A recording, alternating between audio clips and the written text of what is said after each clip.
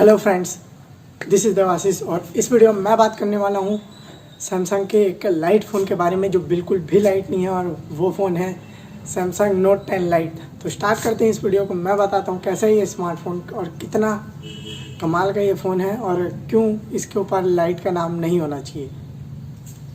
तो फ्रेंड्स, शुरुआत करता हूँ इसके डिज़ाइन से। तो इसमें आपको एक पॉलीकार्बोनेट बॉडी देखने को मिल जाता है पीछे की ओर 3 कैमरा के सेटअप के साथ, और ये काफ़ी बड़ा सा कैमरा सेटअप है और देखने में काफ़ी अट्रैक्टिव लगता है और इसके कैमरा सेटअप भी काफ़ी अच्छे हैं और इसके फीचर्स मैं आप लोग को आगे बताऊंगा।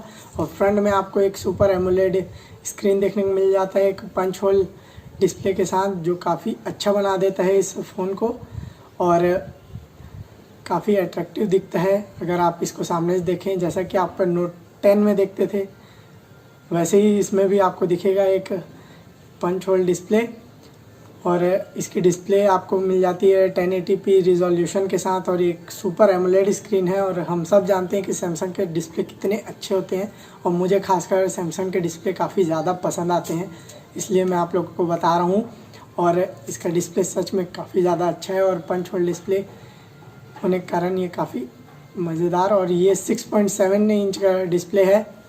तो आप कोई भी मूवी या गेम्स खेलें तो आपको काफ़ी बड़ा डिस्प्ले मिलेगा और आपको गेमिंग में काफ़ी ज़्यादा मज़ा आएगा। और अगर बात कर लें इसके प्रोसेसर की, तो आपको इसमें एक्जीनोस 9810 देखने को मिल जाता है और यही सेम आपको नोट 10 में भी लगा हुआ मिलता है, यही सेम प्रोसेसर।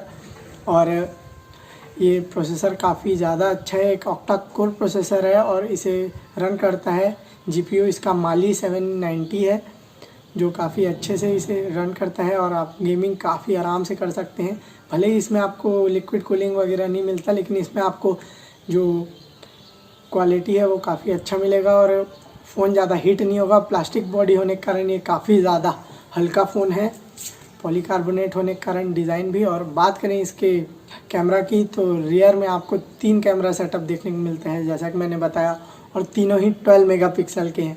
एग्जैक्टली आप समझ सकते हैं आईफोन 11 प्रो की तरह 3 कैमरा सेटअप मिलता है। बस आपको कैट थंब टाइप का देखने को नहीं मिलता, ये स्ट्रेट है और काफ़ी अच्छा देखने को लगता है। और इसमें आपको एक हार्डवेयर मिलता है सुपर स्टडी वीडियो रिकॉर्डिंग के लिए। मीन्स आपका कैमरा जो है वो आप जितना भी स्क्वीज़ करें या अपने फ़ोन को हिलाएं, आपको कोई भी ज़्यादा अंतर देखने को नहीं मिलेगा, जो काफ़ी अच्छी बात है। और इसमें आपको लाइव फोकस देखने को मिलता है, जिससे आपका फ़ोन काफ़ी अच्छे शॉट कैप्चर करेगा पोर्ट्रेट मोड में भी। और साथ ही साथ इसमें आपको वाइड एंगल कैमरा भी 12 मेगापिक्सल का देखने को मिलता है, जो 123 डिग्री का फील्ड ऑफ व्यू का शॉट आपको देगा। और काफ़ी सारे और भी फीचर्स हैं कैमरा के। और फ्रंट की बात करें तो आपको 32 मेगापिक्सल का कैमरा देखने को मिल जाता है और इन सभी कैमरा से आप 4K में रिकॉर्ड कर सकते हैं।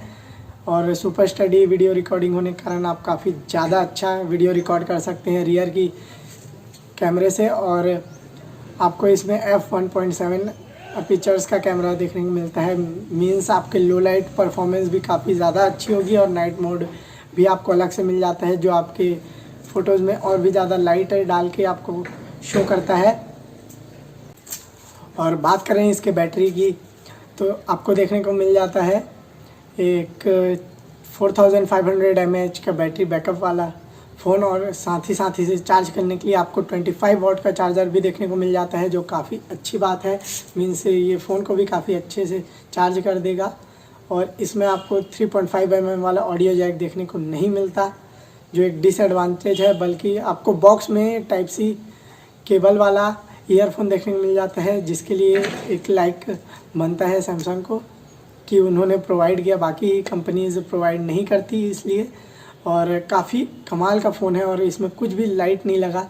और अगर हम बात कर लें एस पेन की भी, तो इसमें आपको गेस्चर कंट्रोल और भी सारे फीचर मिल जाते हैं, जैसे कि अगर आप उसके एस पेन को निकालें और कैमरा में कुछ भी इमोजी वगैरह अगर आप ड्रॉ करते हैं तो वो स्टेबल रहता है। आप मूव भी कर लीजिए, वो आपके फेस में बना रहता है। चाहे कोई भी स्टिकर बनाइए आप, तो ये मेरे काफ़ी अच्छी बात लगी। या अगर आप दूर से ग्रुप फ़ोटो लेना चाहें तो दूर में फ़ोन रख के उस एस पेन में एक बटन होता है, उसे क्लिक करेंगे तो आपके शॉट आ जाएंगे, जो काफ़ी अच्छी बात है। मुझे ये काफ़ी अच्छा लगा। मुझे एस पेन सच में काफ़ी ज़्यादा पसंद है। और सिर्फ इसमें जो डिस्प्ले है वो एज वाला नहीं है, बाकी सारे फीचर्स एग्जैक्टली सेम है नोट 10 के साथ, बल्कि इसमें आपको अलग से कैमरा मिल जाता है स्टेबिलिटी के लिए, जो मेरे को काफ़ी ज़्यादा अच्छी बात लगी। और अगर बात कर लें इसकी स्टोरेज कैपेसिटी की, तो ये आता है